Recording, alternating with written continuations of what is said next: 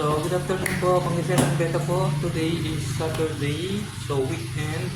Actually is cleaning time ko talaga rito sa shop. Water change tayo at saka konting linis ng shop natin and we're almost done. Kaya mag-picture lang tayo ng ano natin dito, yung pet natin dito. Kasi medyo maganda yung aking observation, no? If you are looking for a good algae eater, so recommend ko to. I recommend this pet, no.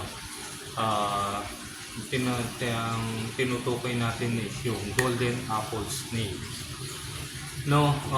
Kung i-google mo kaya Wikipedia, medyo bad reputation siya kasi nga is invasive species siya, lalo na kung papakawalan natin.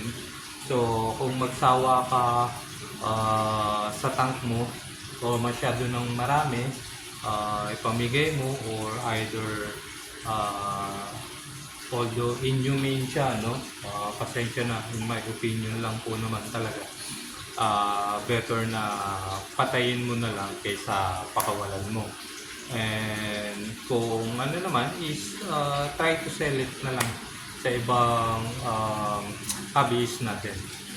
So yun lang po, i-pictured ko yung apple snails kasi in my observation talaga medyo malaki yung improvement ng aking tank.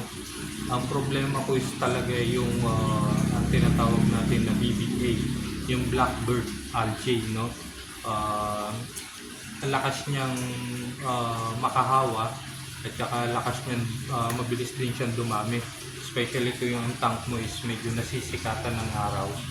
So yan ang kalaban mo, yung mga leaves ng mga plants mo is nangingitim siya, nagkakaroon siya ng parang itim-itim. So nung nagkaroon ako ng apple snails, medyo I think 2 weeks pa lang ito, medyo malinis na yung mga dahon ng aking mga halaman, especially yung mga anubias. Ang anubias pa talaga medyo madali siyang mamatay pagka may mga blackbird yung kanyang dahon. So kung mag-anubias ka talaga, kailangan malinis yung dahon niya para lumago yung anubias natin. So anyway, pakita ko sa inyo yung aking apple snails, golden apple snail. So ito yung isa sa mga tangko na may golden apple snails. So ito lang ang medyo hindi ka nice dito, pero actually dapat talaga nililinis mo ito, no. Ayun, pagka nangitlog sila, ayan, nag-iiwan sila ng dumi sa tank mo. So mamaya linisin ko ito, tanggalin ko na siya.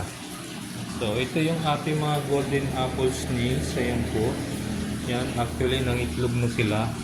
So ang isa pang side effect nito is hindi ko malinis itong ating tank, hindi natin masipon kasi marami siyang anak. Ayan, ang dami na siyang anak dito, tulad nito.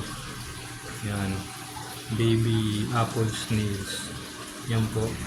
So ito is binabawasan ko lang ng tubig 50%. Katulad din dito. Ayan, may malaking apple snails tayo rito. Ito, kalalagay ko lang yung apple snails ito mga 3 to 4 days ago. And so far maganda ang improvement niya. Ayan po, nililinis niya yung mga dahon. Dati itong mga cryptocurring ko, marami siyang BBA, blackbird, maitim yan.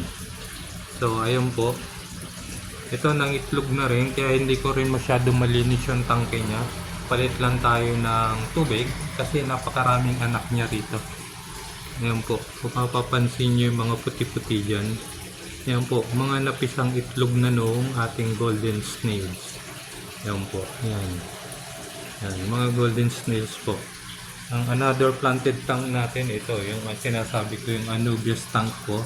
Kita nyo yun, ang linis ng mga dahon niya because of the apple snails. Ayan po yung mga golden apple snails natin.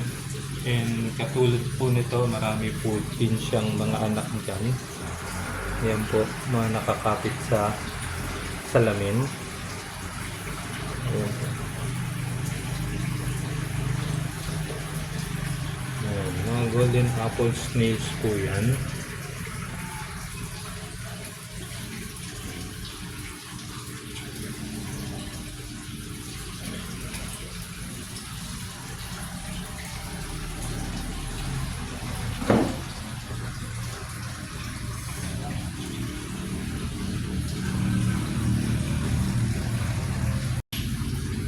Sayang po, yung golden apple snails natin. Actually, for sale siya dito sa shop ko. Mura lang po yan, yung apple snails natin. And guaranteed ko po na algae eater po sila. Hindi po katulad na ibang algae eater. Sabi lang algae eater pero hindi naman po talaga algae eater, no? So, napakaganda po niyang addition sa tank natin, especially sa mga planted tank po. So, kung gusto niyo po mag-avail, visit lang po natin, no? Pangasinan Beta po. Ito po, Tayug, Pangasinan. So, please like and share, follow po yung ating page, yung ating Pangasinan Beta TV, YouTube channel, saka TikTok lang po. So, Pangasinan Beta po.